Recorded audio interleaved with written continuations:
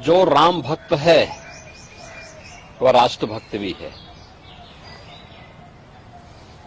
जो जितना बड़ा राष्ट्र भक्त है उतना बड़ा राम। मेरा ये चैनल सब्सक्राइब करें और मेरे हर अपडेट आपको मिले, इसके लिए बेल आइकन जरूर दबाइएगा। आप सभी को मेरी ढेर सारी शुभकामनाएं। भक्त है प्रधानमंत्री मोदी जी, प्रखर राष्ट्र भक्त हैं और इसलिए वे प्रखर राम भक्त भी हैं। 500 वर्षों का इंतजार समाप्त करके अयोध्या धाम में रामलला फिर से विराजमान हो गए। अयोध्या की कायाकल्प हो गई। ये सब मोदी जी के नेतृत्व में, उनके मार्गदर्शन में ही संभव हो पाया। स्वाभाविक रूप से आज जो नई अयोध्या है, ये नई अयोध्या एक नई गाथा को हम सबके सामने भी प्रस्तुत करती है। और कल प्रधानमंत्री मोदी जी की अयोध्या में उपस्थिति पूरी दुनिया और पूरे देश के राम भक्तों को अभिभूत कर रही थी और इसलिए पूरी अयोध्या वहां उमड़ी थी। लाखों की संख्या में श्रद्धालुजन थे, राम भक्त थे। वे सभी मोदी जी के अभिनंदन के लिए, स्वागत के लिए उत्सुक थे और 1 लाख से ऊपर देश के भी अलग अलग कोनों से आए हुए श्रद्धालुजन, वे भी मोदी जी का घंटों इंतजार करते किए और फिर मोदी जी का उन्होंने स्वागत किया। तो यह तो मैंने पहले भी कहा कि यह संबंध राष्ट्रभक्त और राम भक्त का है।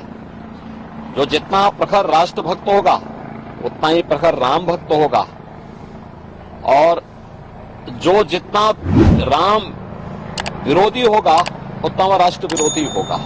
कांग्रेस का यह आचरण जो उसके द्वारा लगातार राम भक्तों का अपमान करके मर्यादा पुरुषोत्तम प्रभु श्री राम के बारे में इससे पहले भी कांग्रेस ने जिस प्रकार की टिप्पणियां की थी, उन सभी टिप्पणियों को ध्यान में रख करके अगर हम देखें तो उसका यह आचरण दिखाता है कि यह वास्तव में न केवल राम भक्तों का अपमान कर रहे हैं बल्कि हमारे सनातन राष्ट्र का भी अपमान कर रहे हैं। और कांग्रेस ने कभी कोई ऐसा अवसर नहीं छोड़ा, कांग्रेस हो या समाजवादी पार्टी, जब उन्होंने देश के अंदर या दुनिया के अंदर भारत को अपमानित न कराया हो, भारत की सनातन परंपरा, आत्मा भारत के सनातन धर्म को गाली न दी हो। एनडी गठबंधन का ये कैरेक्टर है कि वह भारत की आत्मा सनातन धर्म को गाली देते हैं। वह हर प्रकार के कार्य करने का प्रयास करते हैं जो भारत की बहुसंख्यक समाज जिसमें अपमानित महसूस करे। और यह कांग्रेस का जो आचरण है इंडी गठबंधन से जुड़े हुए घटकों का, चाहे वह कांग्रेस हो, नेशनल कॉन्फ्रेंस हो, समाजवादी पार्टी हो, डीएमके हो, इन सब का जो आचरण है, यह आचरण न केवल निंदनीय है बल्कि देश का हर व्यक्ति, हर राम भक्त और हर राष्ट्र भक्त कांग्रेस के इस आचरण के कारण ही कांग्रेस को रसातल की तरफ धकेल रहा है। सर, हम कह सकते हैं अक्सर इस तरीके के दृश्य सामने आते हैं कि विपक्षी दल हो, खासकर कांग्रेस हो, समाजवादी पार्टी, इनके नेता, बड़े बड़े नेता मंदिरों में जा रहे हैं, लेकिन अगर इनकी एक प्रवक्ता राम हिंदू होने के नाते राम मंदिर चली जाए तो उसके साथ बुरा व्यवहार किया जाए। पर देखिए, मैं क्या कर रहा हूं ना, कांग्रेस का जो छद्म रूप है, इस छद्म रूप से देश की जनता जनार्दन अच्छी तरह वाकिफ है। उसे मालूम है कि ये जो भी दिखावा कर रहे हैं ये वास्तविकता पर आधारित नहीं है।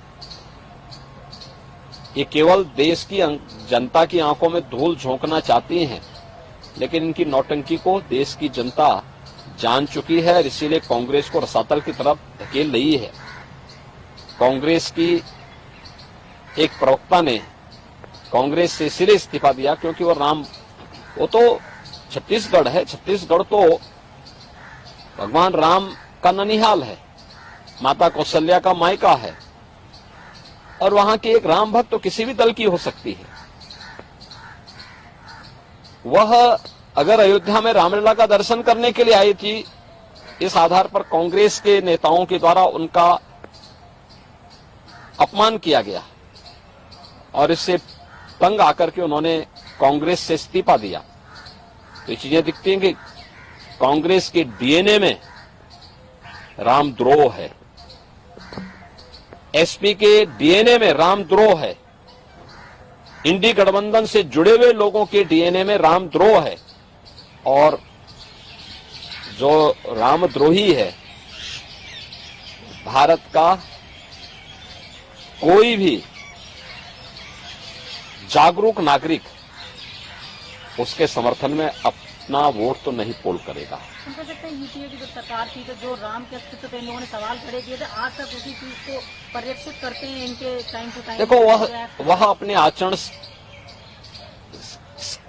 से मजबूर हैं, और हम तो राम भक्तों से और भारत के समस्त नागरिकों से यही अपील करेंगे कि जाके प्रिय न राम वैदेही तजिए ताहि कोटि बैरी सम यद्यपि परम स्नेही। कितना भी आपका वह स्नेही क्यों न हो, अगर वह राम विरोधी आचरण कर रहा है तो मान के चलिए वो राष्ट्र विरोधी आचरण भी कर रहा है, और इसलिए उसको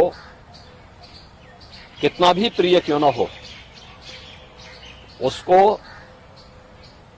कोटि बैरी की तरह उसको त्याग दीजिए।